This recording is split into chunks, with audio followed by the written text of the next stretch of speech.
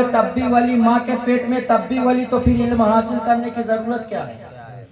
جنگل میں جا کر علم حاصل کر رہے ہیں، پتے کھا رہے ہیں، بھوکے رہ رہے ہیں، پیاسے رہ رہے ہیں۔ آج جس سرکار غوث پاک کے نام کی ہم نظر و نیاز کرتے ہیں، فاتحہ دلاتے ہیں، بہت لوگ تو فاتحہ درود کے پیچھے پڑے ہوئے، یہ نظر، یہ نیاز، یہ میلاد، یہ قیام، یہ سلام، یہ کرسی، یہ گاگر، یہ چادر، یہ اگربتی، یہ موم بتی، یہ فاتحہ درود، یہ کھچڑا، یہ ملیدہ بولتے ہیں، سب کیا ہے؟ ہم نے کہا آپ بتائیے کیا ہے؟ کہیں سب ناجائز ہے۔ ہم نے کہا کیوں ناجائز؟ کہا حضور کے زمانے میں نہیں تھا اس لیے ناجائز۔ میں نے کہا حضور کے زمانے میں تو بھی نہیں تھا، کیا تو بھی ناجائز ہے؟ بتائیے، اگر حضور کے زمانے میں یہ نہیں تھا تو بھی تو حضور کے زمانے میں نہیں تھا۔ صحیح بات ہے۔ تو محترم حضرات، سرکار غوث پاک کو علم حاصل کرنے کی کیا ضرورت تھی؟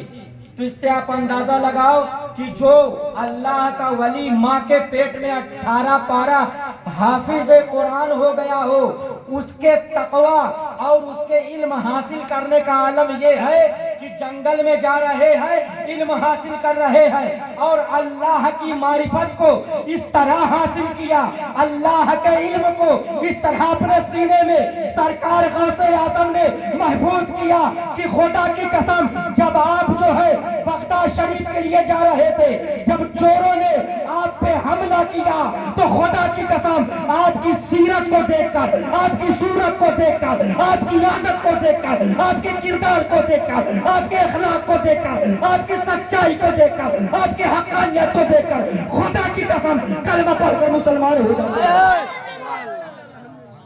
کلمہ پڑھ کر مسلمان ہو جاتے ہیں۔ آپ کی عادت، آپ کا اخلاق، آپ کا کردار دیکھ کر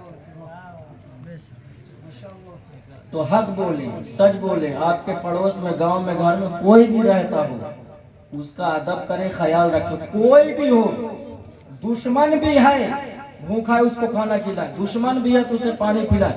حقارت کی نگاہ سے دیکھنے کے لیے اجازت نہیں ہے۔ اگر آپ حقارت کی نگاہ سے انسان بولتے ہیں، ایک بات مجھ کو یہ نہیں سمجھ میں آتی، بولتے حضرت انسان آپ کہاں رہتے ہیں؟ مطلب ہم کو کہتے ہیں حضرت آپ کہاں رہتے ہیں؟ دنیا ترقی کر رہی، انسان ترقی کر رہا ہے۔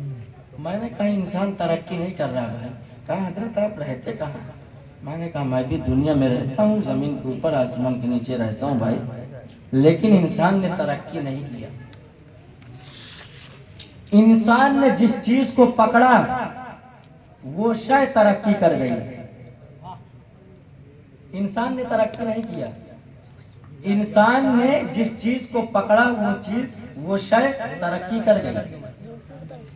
انسان نے اس مائک کو پکڑ لیا، یہ مائک ترقی کر گیا، پورے اطراف میں جا رہا ہے، یہ مائک جاتا ہے کہ نہیں جاتا ہے؟ انسان نے لوہے کو ٹچ کیا، لوگ لوہے کی بلڈنگیں بنوا رہے ہیں، دروازے لگوا رہے ہیں، تو لوہا ترقی پہ جا رہا ہے۔ لوگ جہاز کو بنائے، جہاز ترقی پہ جا رہا ہے، انسان کہاں ترقی پہ؟ بتائیے انسان ترقی پہ کہاں ہے؟ ہمیں انسان اگر ترقی پہ ہوتا تو انسان اللہ کا وفادار ہوتا، 5 وقت کی نماز پڑھتا۔ انسان جو وفادار ہوتا ہے، جو انسان ترقی پہ اترے ہے اسی دنیا میں، اسی دھرتی پر، اسی آسمان کے نیچے، آؤ میں تمہیں دکھاتا ہوں جو انسان خدا کی عزت کی قسم جو کامیاب ہو گئے ہیں، جو ترقی کیے ہوئے ہیں۔ ارے اسی ہند اور جو ہے اسی ہندوستان کی سرزمین پر ایک مسلمان ایسا ہے خدا کی عزت کی قسم جسے دنیا خواجہ غریب نواز کہہ کے پکارتی ہے، سرکار خواجہ غریب نواز کے نام سے یاد کرتی ہے۔ خدا کی عزت کی قسم ان کو کہا جاتا ہے کہ یہ مسلمان اور یہ انسان ترقی پر ہے۔ ارے میرے خواجہ غریب نواز اتنے ترقی پر ہے، اتنے ترقی پر ہے کہ اگر آنا ساگر کو کہہ دیتے گئے تو آنا ساگر پیالے میں آ جاتا ہے، اونٹ کو کہہ دیتے گئے بیٹھ جا تو وہ بیٹھ جاتا ہے۔